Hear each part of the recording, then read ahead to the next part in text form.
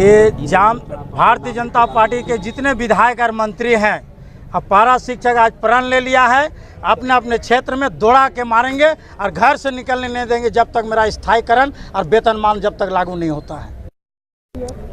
जिस तरह से आज हम लोग पे लाठी चार्ज किए हैं मुख्यमंत्री जी, वो भी बिना महिला पुरुष माने महिला पुलिस रहने के बजाय सिर्फ जेंट्स पुलिस के दौरान बहुत से महिला को पीटा गया है। ये बहुत निंदनीय काम है। आज जिस तरह से सरकार हम लोग को इस तरह दौड़ा के मारी है, कल से हम लोग हड़ताल घोषित किए गए हैं और हम लोग हर सरकारी स्कूलों को हम लोग बंद करेंगे। आज हम लोगों को मजबूर कर दिया है कि पेन छोड़ के कि आप मैदान में उतरो और अपनी हक की लड़ाई के लिए